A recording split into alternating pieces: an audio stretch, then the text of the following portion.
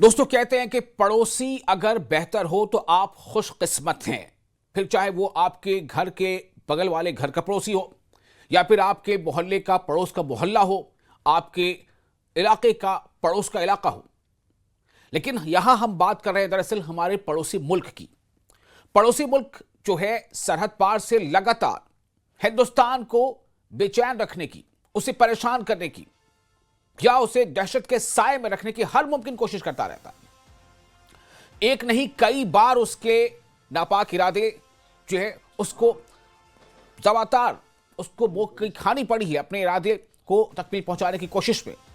और लगातार जो हमारे देश की सुरक्षा एजेंसियां हैं या हमारे सरहद पर जो तैनात जवान हैं, उन्होंने उन्हें कई बार नाको चने भी चबवाए हैं। अभी हाल ही में आपने ऑपरेशन सिंदूर भी देखा। लेकिन इन सब के बावजूद पाकिस्तान की जो कोशिश है वो ये है कि भारत को और भारत के लोगों को मंशियात का आदी बना दिया जाए और मंशियात यानी ड्रग्स का आदी बनाकर अंदर से यहां के समाज को खोखला कर दिया जाए। ऐसी एक कोशिश फिर से पाकिस्तान की तरफ से की गई है। आज हम खास तौर से चर्चा करेंगे कि यह नार्को टेरर, एक तो टेरर जो पाकिस्तान फैलाता रहा है, जिसका जवाब हमने एक नहीं कई बार दिया, ऑपरेशन सिंदूर के तौर पर भी दिया, लेकिन नार्को टेरर का जवाब अब पाकिस्तान को किस तरह से देना है ताकि उसे समझ में आ जाए। आज इस पर चर्चा करेंगे कि किस तरह से नार्को टेरर एक खतरा बना हुआ है, किस तरह से सरहद पार से स्मगलिंग हो रही है, कैसे जम्मू कश्मीर जो है वो कलेक्शन पॉइंट और फिर यहां से उसका जो डिस्ट्रीब्यूशन पॉइंट वो पंजाब या दूसरे सरहदी इलाकों तक ये पूरा नेटवर्क फैला है, और कैसे इसमें पाकिस्तान जो है अपने स्लीपर सेल्स को ये तमाम चीजें मुहैया करा रहा है और क्या दुरुस्तगी करने की जरूरत अभी और है ताकि पाकिस्तान के नापाक अजायम को हम पूरी तरह से नाकाम कर सके। इसी पर आज हम करेंगे चर्चा। आप देख रहे हैं जेके प्राइम डिबेट। मैं हूं आपका मेजबान विशाल आजम।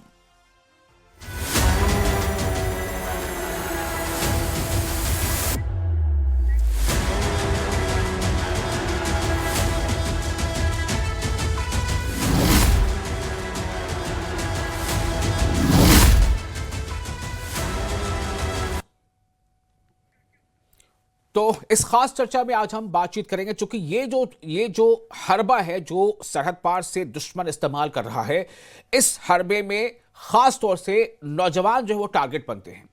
और जब किसी इलाके का, किसी राज्य या यूटी का या किसी देश का नौजवान अगर वो ड्रग्स में मुब्तला हो जाए तो आप समझ लीजिए कि ये बहुत बड़ी कहीं ना कहीं दुश्मन की कामयाबी होगी। लेकिन दुश्मन के इस नापाक अजायम को बार बार नाकाम किया है हमारी पुलिस ने, हमारे सरहद पर तैनात जवानों ने, और उसी का नतीजा है जो आप देख रहे हैं इस वक्त स्क्रीन पर।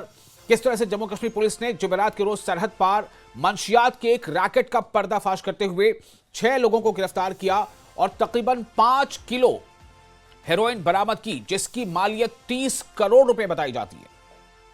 इस बारे में जब ब्रीफिंग की गई तो एसपी साउथ अजय शर्मा ने कहा कि जम्मू में मंशियात के एक बड़े रैकेट का पर्दाफाश किया गया है। 6 अरकान को गिरफ्तार भी किया गया है। इनमें से 4 को अदालती हिरासत में भी भेज दिया गया है। इनके पास से तकरीबन 5 किलोग्राम हेरोइन बरामद हुई है और जाहिर है कुछ पिस्तौल भी बरामद हुई है, जैसा इसमें बताया। उन्होंने कहा कि जब हमने इनकी डिजिटल फुटप्रिंट्स को चेक किया तो हमें मालूम हुआ कि वो इस मुल्क की अगली नस्ल को तबाह करने के लिए मंशियात यानी ड्रग्स और मंशियात सप्लाई करने वाले पाकिस्तानी हैंडलर से सरहद पार से जुड़े हुए हैं। ये एक बहुत बड़ा एक थ्रेट है, एक बहुत बड़ी तबाही की कहीं ना कहीं ये कोशिश है या एक तखरीब है, ये कॉन्स्पिरेसी है जिसका हमारे वर्दी में तैनात जवान और अफसरान बखूबी मुकाबला कर रहे हैं। आज इस पर हम चर्चा यही करेंगे कि दरअसल ये कितनी बड़ी थ्रेट है और इस फ्रंट पर पाकिस्तान को मुंहतोड़ जवाब देने के लिए हमारी तैयारी कितनी है और कितनी तैयारी अभी और होनी चाहिए ताकि हम मुकम्मल इसका मुकाबला कर सकें।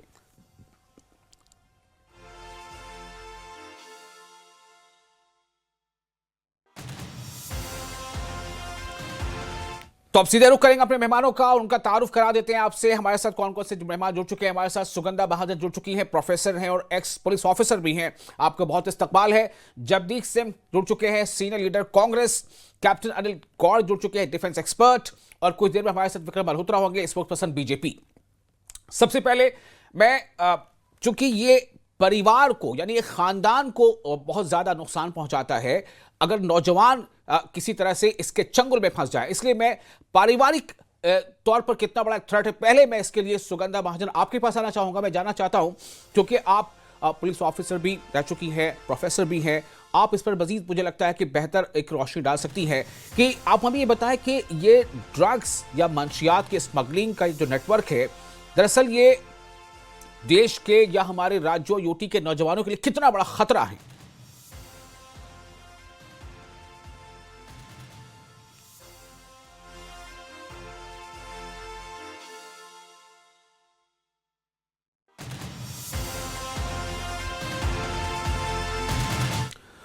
सुगंध, अगर आप मेरी आवाज सुन पा रही हैं तो मेरा सवाल आपसे ये होगा कि ये सीधे तौर पर ऐसा थ्रेट नहीं है कि कोई बंदूक लेकर आया किसी को मार दिया, या कहीं बहुत बड़ा धमाका हो गया और 10-20 लोग जो है मारे गए और दुश्मन जो है थोड़ी देर के लिए खुश हो गया कि हमने तकरीबी कार्रवाई कर दी। ये जो है ये परिवारों को तोड़ रहा है, समाज को तबाह कर रहा है, हमारा यूथ जो हमारी देश की आगे का फ्यूचर है उसको तबाह कर रहा है। मैं आपसे इसलिए जानना चाहता हूं, क्योंकि आप प्रोफेसर भी हैं, एक्स पुलिस ऑफिसर भी हैं, आप कैसे देख रहे हैं, कितनी बड़ी थ्रेट ये है?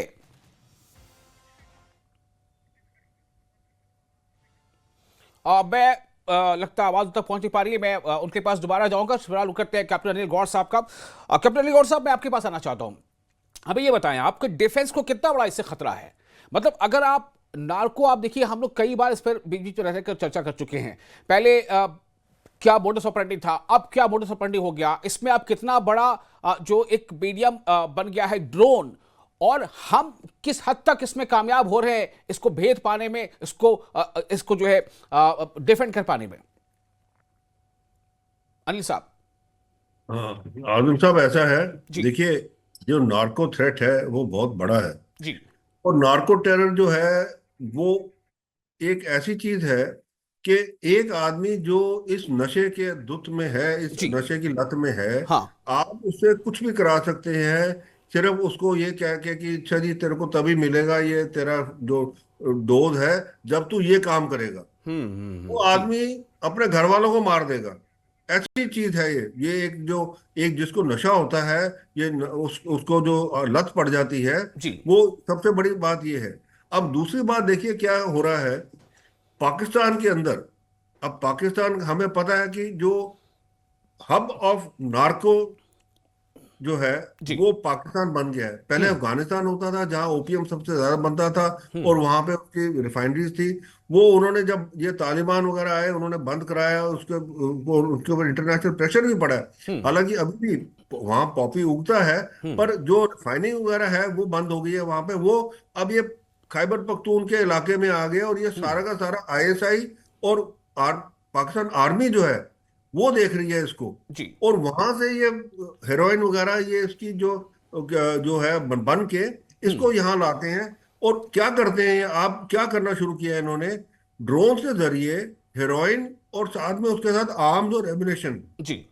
दोनों चीजें जो है वो भेज रहे हैं। आप अब एक बड़ी बात कह रहे हैं यहाँ कैप्टन अली गौर साहब, आप कह रहे हैं कि पाकिस्तान आर्मी की देखरेख में ये ओपीएम और फिर उसकी कास्ट और फिर उसको हेरोइन में बदलना, ये सब कुछ चल रहा है। बिल्कुल, जी ये तो सारी दुनिया को पता है। देखिए, मैं आप बार बार आपके चैनल पे भी बाकी में भी कह चुका हूं, और ये मैं नहीं कहता, ये सारी दुनिया, जितने आप जो इंटेलिजेंस एजेंसीज हैं सबसे पता कर लीजिए।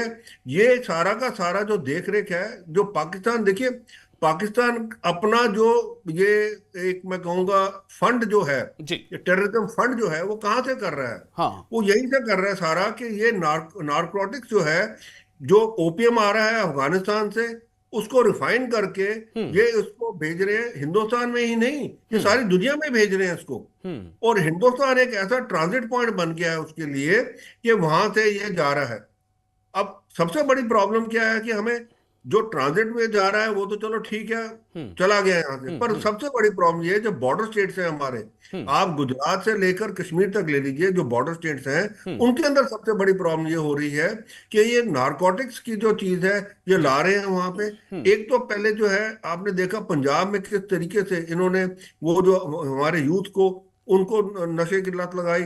जी अब कश्मीर, जम्मू कश्मीर में भी कर रहे हैं, साथ में राजस्थान में, साथ में उधर गुजरात में, हम्म ताकि जो हमारी जनरेशन, यंगर जनरेशन है, जी वो सारी की सारी बर्बाद हो जाए। हम्म क्योंकि एक बारी, जैसे मैंने आपको बताया, एक बारी जिसको लत लगी होती है वो उसके लिए, अपने डोज के लिए कुछ भी कर सकता है। ये जी अमेरिका में भी देखा है उन्होंने कि कैसे वो लड़कियों को वो इस्तेमाल करते हैं, सब कुछ करते हैं। तो यहाँ पे भी वही हाल है। यहाँ पे कहाँ इस्तेमाल कर रहे हैं ये इनको टेररिज्म के लिए इस्तेमाल कर रहे ठीक हैं। है एक ड्रोन के साथ में जी वो भेजते हैं, हेरोइन वगैरह भेजते हैं, साथ में उसके साथ पिस्टल भेजेंगे, जी साथ में उसके एमुनेशन वगैरह भेजेंगे, हम्म साथ में ग्रेनेड भेजेंगे, और हम्म उसमें इंस्ट्रक्शंस होंगी कि भाई ये जो है आपने या तो खुद करना है या किसी से करवाना है। ठीक है। अब तो वो ये ये आदमी, ये ये कुल मिलाकर एक बहुत बड़ा थ्रेट ये है। आपने बहुत ही एक अच्छा सा यहाँ पर इस्तेमाल किया एक जुमला। आपने बताया कि ये ऐसी चीज है कि इसके एवज में किसी भी यूथ से आप कुछ भी करवा सकते हो। मतलब इतना प्रेशर बनता है उसके ऊपर, या उतना वो इसके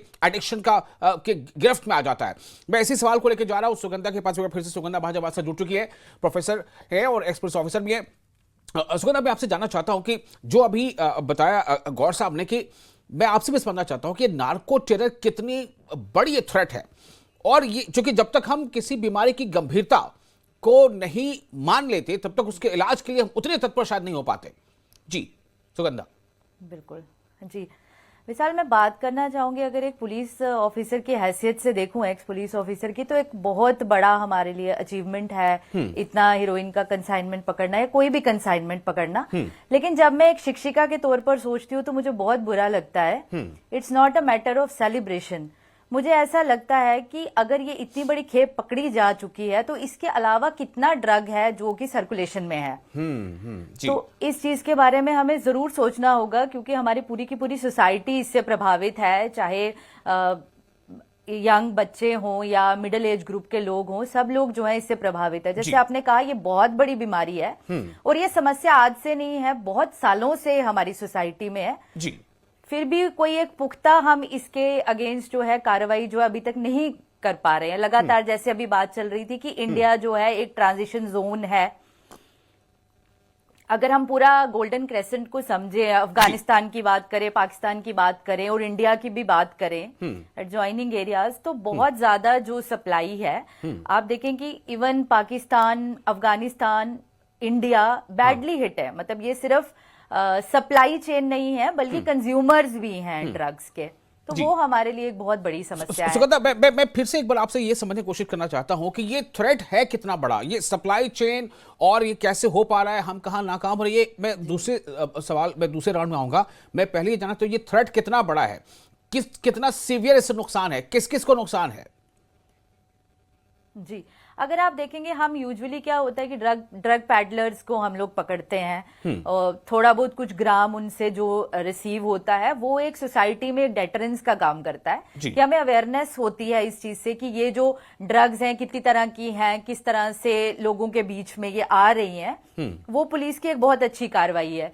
लेकिन अगर हम सप्लाई चेन की बात करें विशाल, ये इतना बड़ा है, ये छोटे मोटे लेवल पे ये काम नहीं होता। आप समझे वर्थ करोड़ कि सिर्फ एक असाइनमेंट, 30 करोड़ का असाइनमेंट आप पकड़ रहे हैं। सिर्फ JNK उतनी बड़ी यूनियन टेरिटरी नहीं है, हमारी और भी बॉर्डर स्टेट्स हैं। जैसे अभी बात हुई पंजाब की बात करें, गुजरात की बात करें, पंजाब एक टाइम पे कैपिटल रहा ड्रग्स का। जी तो अगर आज भी हम इस पे कोई कार्रवाई नहीं कर पा रहे हैं तो कहीं ना कहीं हमें उसको सप्लाई चेन को ब्रेक करने की जरूरत है। कार्रवाई तो हो रही है, तभी हम आज चर्चा कर रहे हैं। अभी देखिए, ये जो हम तस्वीरें दिखा रहे हैं कार्रवाई की तस्वीरें, लेकिन सवाल यहाँ पे है कि कार्रवाई कितनी कर पा रहे हैं और कितनी कार्रवाई के बगैर चीजें जो है वो चेन का हिस्सा बन जा रही, जो भी आपने सवाल भी उठाया।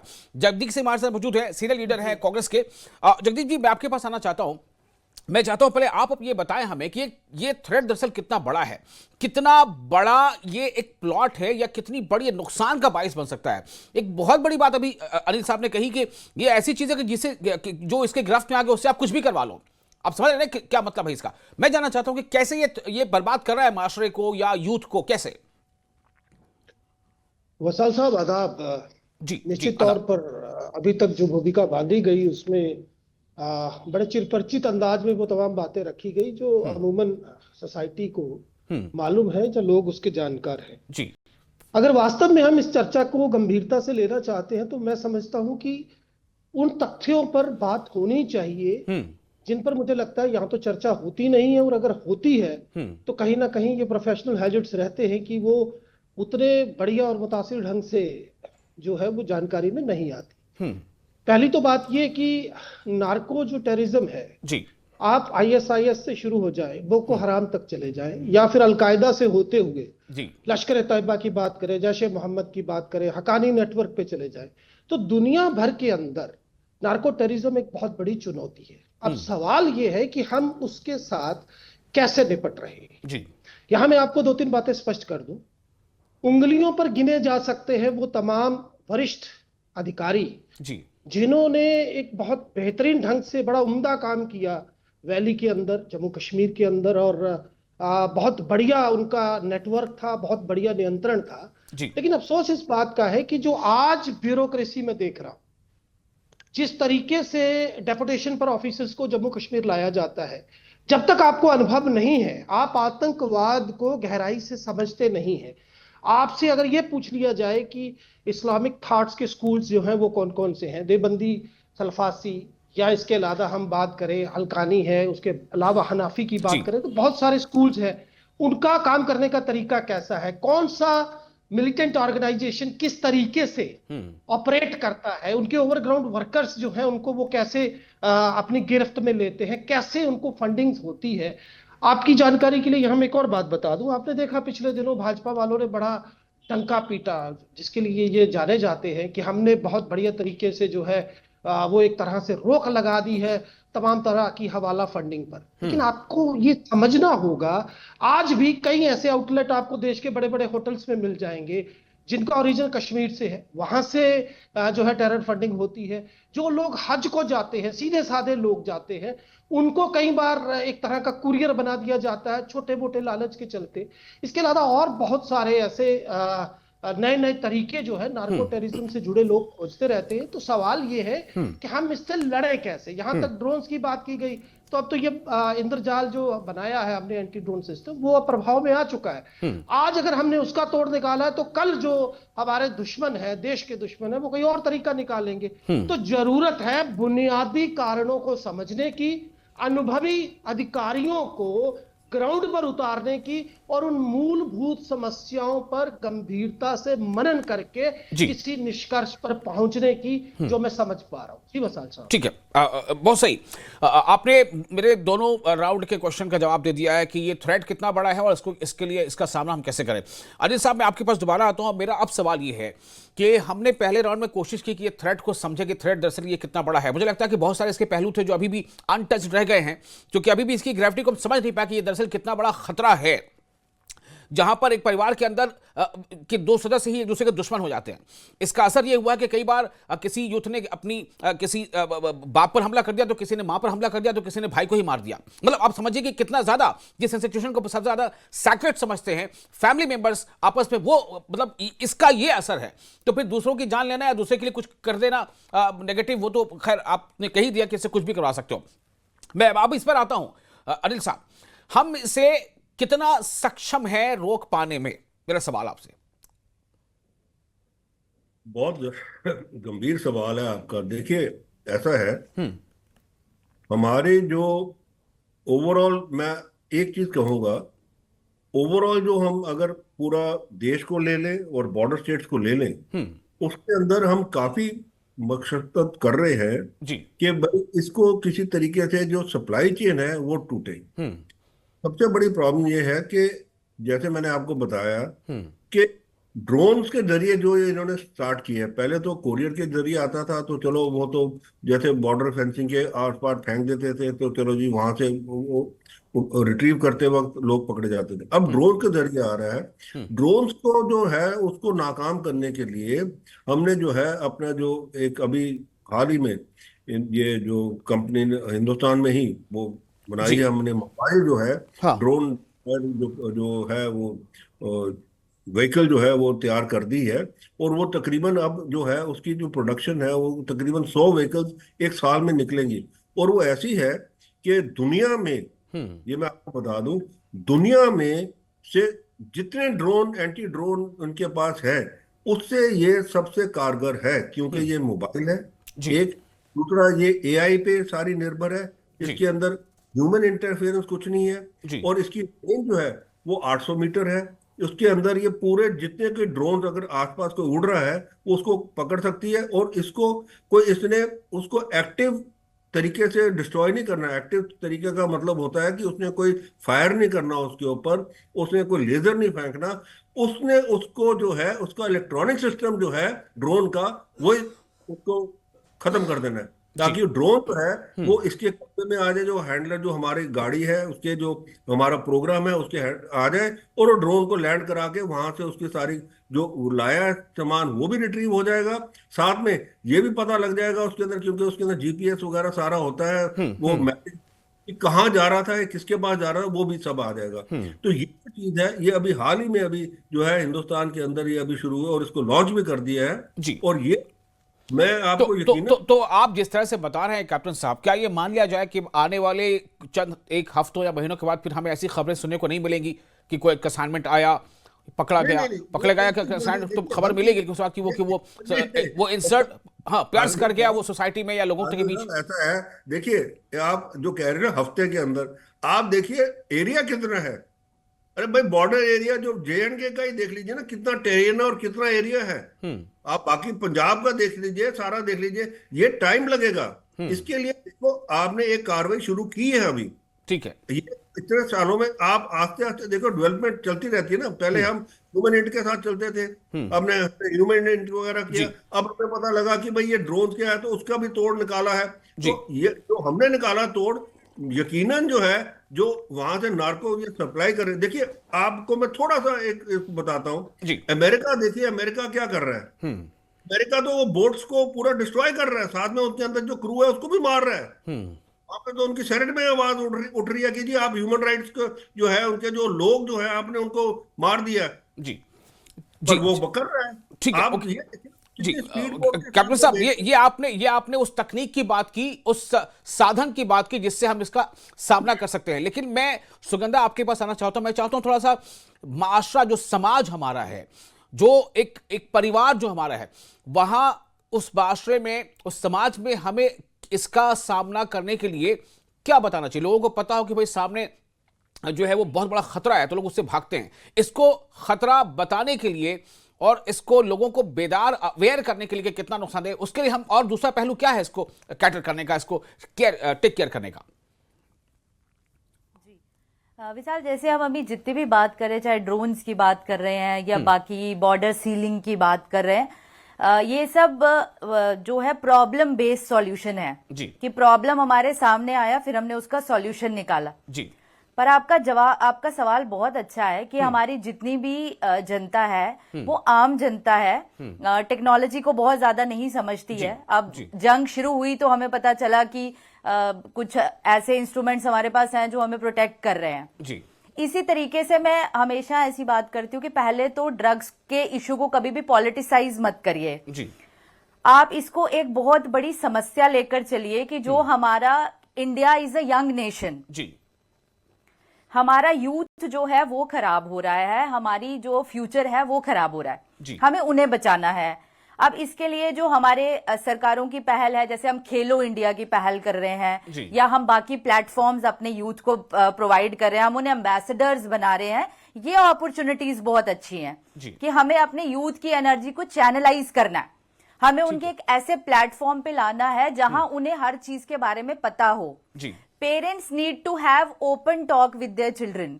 उनको घर में बच्चों को बताना है कि सब्सटेंस अब्यूज क्या है, ड्रग्स क्या है, चरस, गांजा, हीरोइन क्या है। हम आज भी इन चीजों के बारे में घर में बात करने में हमें शर्म महसूस होती है। बिल्कुल बिल्कुल, ये पहलू आपने बताया कि इस पे बात होनी चाहिए। जगदीप जी, मैं थोड़ा सा आपसे भी एक क्वेश्चन लेना चाहूंगा फाइनल, क्योंकि समय कम बच रहा है।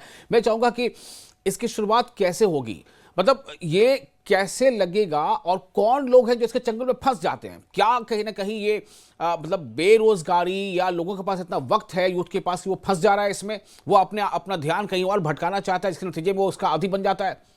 क्यों लोग इसके चक्कर में फंस रहे हैं? वसाल साहब, ये नितांत ज्वलंत विषय है और ये निर्भर करता है कि आपका प्रश्न जो है वो किस विषय विशेष की ओर इंगित कर रहा है। अगरचे तो आप बात कर रहे हैं साइकोलॉजिकल पॉइंट ऑफ व्यू से, जैसे अभी अभिभावकों का जिक्र हुआ जी। कि बच्चे का जो रखरखाव कैसा है, उसका व्यवहार कैसा है, उसमें कोई चेंज तो नहीं है, जी। अगर है तो पेरेंट्स की उसके प्रति अवेयरनेस कितनी है, जी। या फिर समाज में किस तरीके से परिस्थितियों को बेहतर किया जाए। लेकिन देखिए, बड़ी बात यह है कि बहुत सारे कारण इसके लिए जिम्मेदार है। जी। बेरोजगारी तो निश्चित तौर पर एक कारण है ही, लेकिन इसके अलावा अगर आप देखेंगे तो मैं जहां तक समझ पा रहा हूं कि आज के इस दौर में, उदाहरण के तौर पे मैं आपको ये बता दूं कि पिछले कुछ सालों में बहुत सारे पुलिसकर्मी जी। ड्रग्स के धंधे में जो है वो इन्वॉल्व पाए गए, पकड़े गए, गिरफ्तारियां हुई। तो मैं फिर से वही बात कहूंगा जो मैंने पहले कही, और मुख्तसर ढंग से कहूंगा, in a nutshell I just would like to explicate it, कि will have to address this particular and the existing issue which we are facing nowadays. Okay. जख्म हुआ है, मवाद बह रहा है, तो भैया उस पर फूल टांगने से काम नहीं चलेगा, उसको जख्म को साफ करना पड़ेगा, बीटाडीन लगानी पड़ेगी। हमें वो अधिकारी चाहिए, डेपुटेशन पर सिफारशी लोग नहीं चाहिए, वो लोग ठीक चाहिए है। जिनको अनुभव है, जी। और तदोपरांत उन तमाम मसले मसाइलों को गंभीरता से बिल्कुल। देखना पड़ेगा, चलिए। टेरर नेटवर्क को समझना पड़ेगा। बहुत शुक्रिया आप तमाम लोगों की बातचीत का। इससे ये तो पता चला है कि कई फ्रंट पे काम करना है, और मुझे लगता है कि हर फ्रंट पे काम हो भी रहा है, चाहे वो खेलो इंडिया हो, चाहे ड्रोन तकनीक हो, चाहे इसको कैटर करने की चीजें हो। लेकिन सबसे बड़ी एक बात ये भी है कि इस पर खुलकर घरों में भी चर्चा हो कि ये बहुत ही घातक है, बहुत ही खतरनाक है, और इसके क्या अकसाम है, ये अच्छा नहीं है, ये बहुत बुरा है। सबसे बात यह कि इसके बारे में चर्चा हो, बेदारी हो, और जो पोरसिटी है कहीं भी बॉर्डर पे, उसे खत्म होना पड़ेगा। बहुत शुक्रिया। आप बने रहिए के साथ, हमें दे इजाजत।